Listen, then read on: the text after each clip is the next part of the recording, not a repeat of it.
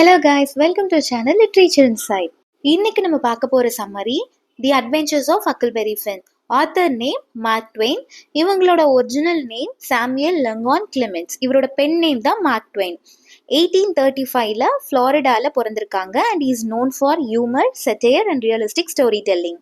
1884ல the adventures of Huckleberry Finn எழுதியிருக்காங்க. Adventures of Tom சாயரோட continuation தான் இந்த adventures of Huckleberry Finn and இவங்கள the father of American literature அப்படின்னு கூப்பிடுவாங்க. இப்போ இந்த நாவலுடைய கேரக்டர்ஸ் பார்த்துடலாம். 3 மேஜர் கேரக்டர்ஸ் இருக்காங்க. ஹக்கிள்பெரி ஃபின், இவர் தான் protagonist, narrator of this novel. Jim, இவர் ஒரு ஸ்லேவ், ஹக்குடைய ஃப்ரெண்ட். டாம் சாயர், இவரும் ஹக்கிள்பெரி ஃபின்னுடைய ஃப்ரெண்ட். பாப், ஹக்குடைய ஃபாதர், விடோ டக்லஸ், ஹக்கை நல்லா வளர்க்கணும் அப்படின்னு ட்ரை பண்ணுவாங்க. மிஸ் வாட்சன், இவங்க ஒரு ஸ்ட்ரிக்ட் உமன் அண்ட் ஜிம்முடைய ஓனரும் கூட. அடுத்ததா கான்மேன் 2 பேர் இருப்பாங்க. டியூக் அண்ட் டாஃபின்னு சொல்லி ஏமாத்துவாங்க. கான்மேன் அப்படின்னா பொய் சொல்லி மற்றவங்களை ஏமாத்துறவங்கள தான் கான்மேன் அப்படின்னு சொல்லுவாங்க. மற்ற மைனர் கேரக்டர்ஸ் எல்லாம் பிளே அப்பா அவங்களோட ரோல் என்னன்னு பார்க்கலாம். Now let's get into the play. இந்த நாவல் ஸ்டார்ட் ஆகும் போதே அட்வென்ச்சர்ஸ் ஆஃப் டாம் சாயர்ல லாஸ்டா என்ன நடந்ததோ அதை ஒரு சின்ன ரீகேப் மாதிரி கொடுத்துருக்காங்க. இது செட்டிங் வந்துட்டு மிசிசிப்பி ரிவரோட பேங்க்ஸ்ல சென்ட் பீட்டர்ஸ்பர்க்ல நடக்கிற மாதிரி அமைஞ்சிருக்கு. அட்வென்ச்சர்ஸ் ஆஃப் டாம் சாயர் எப்படி முடியுதுன்னா, ஹக்கிள்பெரி ஃபின் அப்படிங்கிற ஒரு டீனேஜ் பையன், அவனுடைய அப்பா பாப், அவனுடைய அப்பா ஒரு ட்ரங்கர்ட், எப்போ பாரு குடிச்சிட்டு இவனை அப்யூஸ் பண்ணுவாரு, அடிச்சு துன்புறுத்துவாரு. அண்ட் ஹக்கிள்பெரி ஃபின்னுடைய ஃப்ரெண்டு டாம் சாயர், ஹக்கும் டாமும் சேர்ந்து திருடங்க மறைச்சு வச்சிருந்த ஒரு ட்ரெஷரை கண்டுபிடிக்கிறாங்க. அதனால இவங்களுக்கும் கொஞ்சம் பணம் கிடைக்குது. ஹக்க விடோ டக்லஸ் அப்படிங்கிறவங்க அடாப்ட் பண்ணி வளர்க்க ஆரம்பிக்கிறாங்க. விடோ டக்லஸ்க்கு ஒரு சிஸ்டர் இருக்காங்க, அவங்க பேரு மிஸ் வாட்சன். இந்த மிஸ் வாட்சன் ஹக்குக்கு எப்படி வெல் மேனர்டா இருக்கணும் அப்படின்னு கத்து தராங்க. அவனை ஸ்கூலுக்கு அமிச்சு படிக்க எழுதெல்லாம் கத்து கொடுக்குறாங்க. அண்ட் சர்ச் போறதுக்கு, ப்ரேயர் பண்றதுக்கு எல்லாமே கத்து கொடுக்குறாங்க. அவனை சிவிலைஸ்டா மாத்தணும்னு ட்ரை பண்றாங்க. அவங்க என்னதான் ஹக்கு நல்லா பார்த்துக்கிட்டாலும் அவனுக்கு அந்த லைஃப் போரிங்காக தான் இருக்கு. ஒரு ஃப்ரீடம் இல்லாத மாதிரி ஃபீல் பண்றான். அவனுக்கு லைஃப்ல ஹாப்பினஸே இல்லாத மாதிரி இருக்கு. பட் டாம் சாயர் நீ அங்க இருந்தாதான் உனக்கு நல்லதுன்னு சொன்னதால இவன் அட்ஜஸ்ட் பண்ணிட்டு அவங்க கூடவே இருக்கான். இந்த சமயத்துல ஹக்கு கிட்ட பணம் இருக்கு அப்படிங்கிற விஷயம் அவனுடைய அப்பா பாப்க்கு தெரிய வரும்.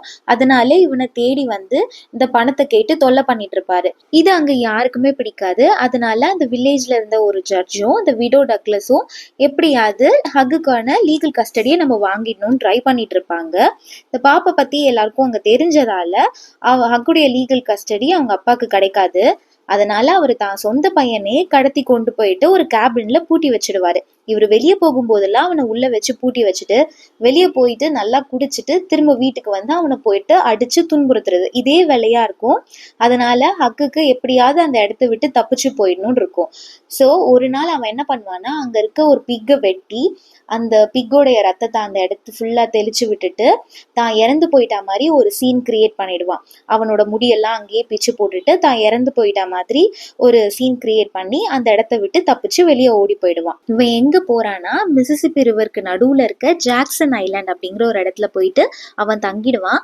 அங்க இருந்து அந்த வில்லேஜஸ் எல்லாம் ஹக்குடைய இறந்த உடலை தேடுற அந்த விஷயத்தெல்லாம் இவன் அங்க இருந்து பார்த்துட்டே தான் இருப்பான். இப்படியே சில நாள் போகுது. ஒரு நாள் அந்த ஐலாண்ட்ல ஹக்கு ஜிம்மை மீட் பண்ணுவான். ஜிம் யாருன்னா, ஹக்கு ஒரு வீட்டுல தங்கி இருந்தா இல்லையா, விடோ டக்லஸ் உடைய வீடு. விடோ டக்லஸ் உடைய சிஸ்டர் மிஸ் வாட்சன். இந்த மிஸ் வாட்சனுடைய ஸ்லேவ் தான் ஜிம். ஜிம் அவங்க கிட்ட இருந்து தப்பிச்சு ஓடி வந்திருப்பான். ஏன்னா ஜிம் மிஸ் வாட்சன் யார்கிட்டயோ பேசுறத ஒட்டு கேட்டிருப்பான். அவங்க என்ன பேசியிருப்பாங்கன்னா, ஜிம் அங்க இருக்க பிளான்டேஷன்ல விற்க போறதா பேசியிருப்பாங்க. இது அவனுக்கு பிடிக்காது. ஏன்னா அந்த பிளான்டேஷன்ல அங்க இருக்க ஸ்லேவ்ஸ் அவங்க கொடுமைப்படுத்துறதா அவன் கேள்விப்பட்டிருப்பான். ஸோ அதனால அங்க போகிறதுக்கு அவனுக்கு இஷ்டம் இருக்காது. அவன் அப்படி போயிட்டானா இவன் அவனோட ஃபேமிலியையும் பார்க்க முடியாது இல்லையா. அதனால அந்த பிளேஸ்ல இருந்து தப்பிச்சு இவனும் இப்போ இந்த ஜாக்சன் ஐலாண்டுக்கு வந்தாச்சு. ஸோ அங்கே ஹக் அண்ட் ஜிம் இவங்க 2 பேரும் ஒரு நல்ல கம்பேனியனா அந்த ஐலாண்ட்லயே தங்கி இருக்காங்க. திடீர்னு ஒரு நாள் புயல்னால மிசிசிப்பி ரிவர்ல ஃப்ளட் வந்துருது. அந்த சமயத்துல இவங்களுக்கு ஒரு ராஃப்ட் கிடைக்குது. ராஃப்ட்னா அந்த கட்டையெல்லாம் சேர்த்து ஒன்னா கட்டியிருப்பாங்க. அதுல சும்மா துடுப்பு போட்டு அதுல உட்காந்து டிராவல் பண்ணலாம். ஸோ அந்த ராஃப்டை வச்சு இவங்க டிராவல் பண்றாங்க. ஒரு வீடு மிதந்துட்டு வரதை பாக்குறாங்க. அந்த வீட்டுல போயிட்டு என்னெல்லாம் எடுக்க முடியுமோ சாப்பிடுறதுக்கு அவங்களுக்கு தேவையான பொருள் எல்லாமே எடுக்கிறாங்க. அப்போ ஜிம் அங்க ஒரு டெட் பாடியை பாக்குறான். யாரோ ஷூட் பண்ணி கொண்டு இருக்காங்க. இந்த டெட் பாடியை பார்க்கும் போதே ஜிம்முக்கு தெரியுது அண்ட் ரீடர்ஸ்க்கும் தெரியுது அது ஹக்குடைய அப்பாவான பாப் தான் அங்க இறந்து கிடக்குறாருன்னு. பட் ஜிம் ஹக்க அந்த டெட் பாடியை பார்க்க விடல. ஹக் சென்ட் பீட்டர்ஸ்பர்க்கு போயிட்டு டீட்டெயில்ஸ் எல்லாம் கேதர் பண்ணிட்டு வரணும்னு நினைக்கிறான். ஸோ அப்படியே போனால் கண்டுபிடிச்சிருவாங்கன்னு ஒரு பொண்ணு மாதிரி ட்ரெஸ் பண்ணிட்டு சென்ட் பீட்டர்ஸ்பர்க்கு போகிறான். அப்படி போகும்போது அந்த வில்லேஜில் புதுசாக இருக்க ஒரு லேடியை பார்க்குறான். அந்த லேடி இவங்ககிட்ட என்ன சொல்கிறாங்கன்னா, ஹக்கிள்பெரி ஃபின் அப்படிங்கிறவர் இறந்துட்டாரா, அது மட்டும் இல்லாமல் ஜிம் அப்படிங்கிற ஒரு ஸ்லேவ் வந்துட்டு தப்பிச்சு போயிட்டாராம். அவரை யார் கண்டுபிடிச்சி கொடுக்குறாங்களோ அவங்களுக்கு நல்ல ரிவார்ட்ஸ் எல்லாம் கொடுக்குறாங்களாம். ஸோ அதனால இந்த ஜாக்சன் ஐலாண்டில் தான் அடிக்கடி ஒரு புகை மாதிரிலாம் வருது. அதனால என் ஹஸ்பண்ட் கிட்ட போய் சொல்ல போகிறேன், அந்த ஐலாண்டில் போய் பார்க்கறதுக்கு. அந்த ஐலாண்டில் இருப்பாரோ அப்படின்னு டவுட்டாக இருக்கு அப்படின்னு இவனுக்கு அந்த டீட்டெயில்ஸ் எல்லாம் சொல்கிறாங்க. இதை கேட்ட உடனே இவன் திரும்பவும் இந்த ஜாக்சன் ஐலாண்டுக்கு ரிட்டர்ன் ஆயிடுறான். ரிட்டர்ன் ஆகிட்டு எவ்வளோ சீக்கிரம் அந்த இடத்த விட்டு கிளம்ப முடியுமோ அவ்வளோ சீக்கிரம் கிளம்பணும். கைரோக்கு போயிட்டோம்னா அங்கேருந்து நார்த்துக்கு போயிடலாம். நார்த்துக்கு போயாச்சுன்னா அங்கே ஸ்லேவாலாம் யாரையும் ட்ரீட் பண்ண மாட்டாங்க. ஸோ ஜிம்மும் ஃப்ரீ ஆகிடுவான்னு டிசைட் பண்ணுறாங்க. ஸோ அப்படி கிளம்பும் போது ஒரு கிராஷ் ஆன ஸ்டீம் போட்டை பார்க்குறாங்க. அங்கே 3 ராபர்ஸை பார்க்குறாங்க. அவங்க கிட்ட இருந்து படகும் அண்ட் அவங்க கிட்ட இருந்து ஒரு கொஞ்சம் மணி எல்லாத்தையும் எடுத்துட்டு அவங்க ஒரு ஸ்டீம் போட்டில் அவங்க ட்ராவல் பண்ண ஸ்டார்ட் பண்ணுறாங்க. பட் செம்ம ஃபாகாக இருக்குது. கைரோக்கு போகணும்னு தான் ட்ராவல் பண்ணுறாங்க. பட் பனிமூட்டத்தினால கைரோக்கு போக வேண்டிய அந்த வழியை மிஸ் பண்ணிட்டு கைரோவை தாண்டி போயிடுறாங்க. இன்னும் டிராவல் பண்ணா வரக்கூடிய இடம் இன்னும் பயங்கரமா இருக்கும். அங்க ஸ்லேவ்ஸ் எல்லாம் இன்னும் கொடுமைப்படுத்துவாங்க.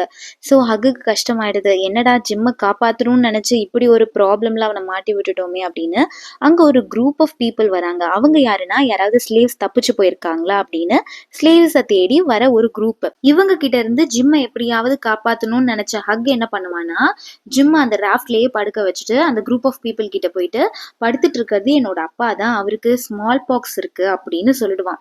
இந்த பேரை கேட்ட உடனே அந்த குரூப் ஆஃப் பீப்புள் வந்து பயந்து போயிடுவாங்க. பயந்து போயிட்டு அவங்க கிட்டேயே கொஞ்சம் பணத்தை கூட கொடுத்துட்டு இவங்க ஓடி போயிடுவாங்க. இப்போ ஹக் அண்ட் ஜிம்மால திரும்பவும் ஓயோருவர் கிட்ட போக முடியாது. அதனால அப்படியே டிராவல் பண்ணிட்டே இருப்பாங்க.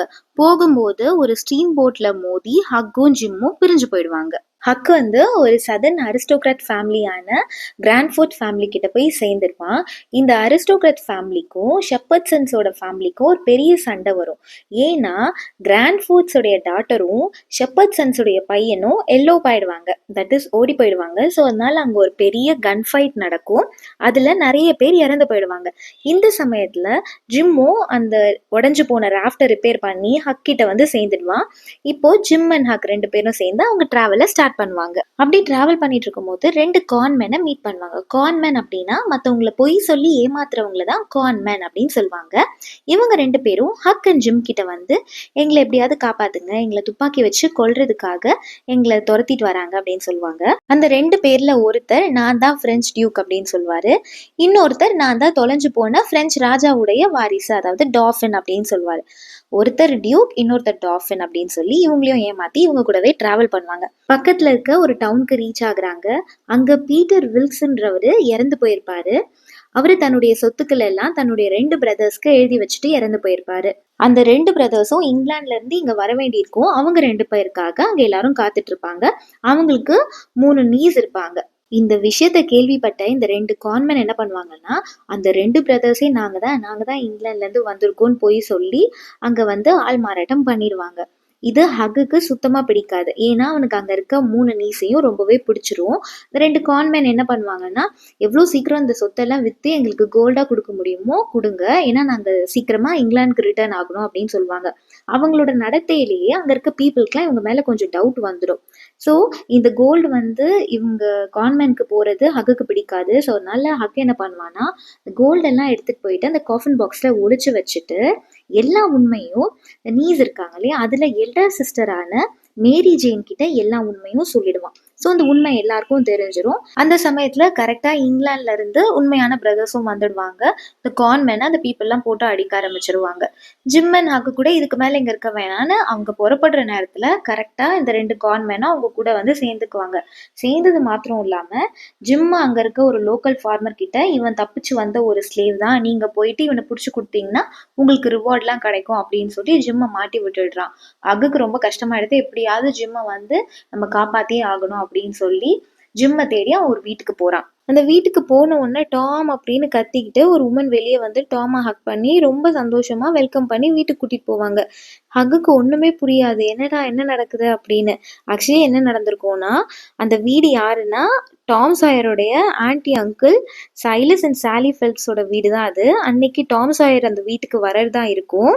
ஹக் ஃபர்ஸ்ட் வந்ததால ஹக்கு டாம் சாயர்னு நினச்சிக்குவாங்க. ஸோ ஹக்கும் டாம் சாயர் மாதிரி நடிக்க ஆரம்பிச்சிருவான். ஹக்குக்கு தான் ஆல்ரெடி டாம் சாயரை தெரியும்ல, ஸோ அவரோட ஆட்டிடியூட்லாம் எப்படி இருக்கும்னு தெரியும். இவரும் அதே மாதிரி நடிக்க ஆரம்பிச்சிடுவாரு. இந்த சமயத்தில் நிஜமாவே டாம் சாயர் அந்த இடத்துக்கு வந்துடுவார். டாம்க்கும் புரியும் அங்கே ஏதோ நடக்குது அப்படின்னு. ஸோ டாம் சாயர் வந்து டாம் சாயருடைய பிரதர் மாதிரி அவர் ஆக்ட் பண்ண ஆரம்பிச்சிருவாரு. அதுக்கப்புறம் ஹக்கும் டாமும் பிளான் பண்ணுவாங்க, எப்படியாவது ஜிம்மை வந்து வெளியே கொண்டு வரணும் அப்படின்னு சொல்லி ஒரு பிளான் எக்ஸிக்யூட் பண்ணுவாங்க. என்ன பிளான் அப்படின்னா, ஜிம் தங்கியிருக்க பில்டிங் கீழே ஒரு பள்ளம் தோண்டி அதன் வழியாக ஜிம்மை எஸ்கேப் பண்ண வைக்கணும். இதுதான் அந்த பிளான். இந்த பிளானை சக்ஸஸ்ஃபுல்லாக எக்ஸிக்யூட் பண்ணிடுவாங்க. ஜிம்மையும் வெளியே கொண்டு வந்துடுவாங்க. பட் அங்கே கொஞ்சம் பிரச்சனை நடக்கும். இந்த சமயத்தில் டாமோட காலில் ஒருத்தர் ஷூட் பண்ணிடுவார். ஸோ ஹக் வந்து டாக்டர் கூப்பிட போயிடுவான். ஜிம் ஆக்சுவலி எஸ்கேப் ஆகியிருக்கணும், பட் அவன் எஸ்கேப் ஆகாமல் தன்னுடைய ஃப்ரீடமே சாக்ரிஃபைஸ் பண்ணிட்டு டாமை பார்த்துக்குவான்னு நர்ஸ் பண்ணுவான். ஸோ இதனால இந்த டயத்தில் வந்து அகெயின் ஜிம் அரெஸ்ட் பண்ணிட்டு போயிடுவாங்க. நெக்ஸ்ட் டே மார்னிங் அண்ட் சாலிக்கு எல்லா உண்மையும் தெரிய வருது. அப்போது இன்னொரு விஷயம் தெரிய வருது, என்னன்னா மிஸ் வாட்சன் இறந்துட்டாங்க. அவங்க இறக்கும் போது ஜிம் வந்துட்டு is no more a slave அப்படின்னு அவனை ஃப்ரீ பண்ணி எழுதி வச்சுட்டு தான் அவங்க இறந்து போயிருக்காங்கன்னு தெரிய வருது. ஸோ ஜிம் வந்து இப்போ ஸ்லேவ் கிடையாது, ஃப்ரீ தான் அப்படின்ற ஒரு விஷயமும் எல்லாருக்கும் தெரிய வருது. இப்போது டாமா இருக்கிறது ஹக்கு, சித்தா இருக்கிறது தான் டாம் அப்படிங்கிற விஷயமும் எல்லாருக்கும் தெரியுது. இப்போது ஹக் என்ன நினைக்கிறான்னா, எல்லாமே நல்ல விஷயமா நடக்குது, பட் எந்த சமயத்தில் வேணால் என் அப்பா வந்து என்னை பிடிச்சிட்டு போயிடுவாருன்னு நினைக்கிறான். இந்த சமயத்தில் தான் ஜிம் என்ன சொல்கிறாருன்னா, உன் அப்பா எப்போவோ இறந்து போயிட்டாரு, அன்னைக்கு ஒரு வீட்டில் ஒரு டெட் பாடி பார்த்தோம் இல்லையா, ஷூட் பண்ணி இறந்து போயிருந்தாங்க, அது யாரும் கிடையாது, உன் அப்பா தான் அப்படின்ற விஷயத்தையும் சொல்கிறான். இது கேட்ட ஆன்சாலி, அப்போது ஹக்கு நான் அடாப்ட் பண்ணிக்கிறேன், நான் வளர்த்துக்கிறேன்னு சொல்கிறாங்க. பட் ஹக் வேண்டாம், நான் வந்து வெஸ்ட் சைட் போக போகிறேன், நான் அங்கே போயிட்டு நான் ஜென்டில்மேனாக நான் வருவேன் அப்படின்னு சொல்கிறான். இதோட இந்த ப்ளே முடியுது. புரிஞ்சிருக்கும்னு நினைக்கிறேன். இந்த வீடியோ உங்களுக்கு யூஸ்ஃபுல்லாக இருந்ததுன்னா லைக் பண்ணிவிட்டு சப்ஸ்கிரைப் பண்ணிக்கோங்க. பக்கத்தில் இருக்க பெல் பட்டனையும் கிளிக் பண்ணிக்கோங்க. அப்போ தான் நான் அடுத்தடுத்து போடுற வீடியோ உங்களுக்கு நோட்டிஃபிகேஷனாக வரும். தேங்க்யூ.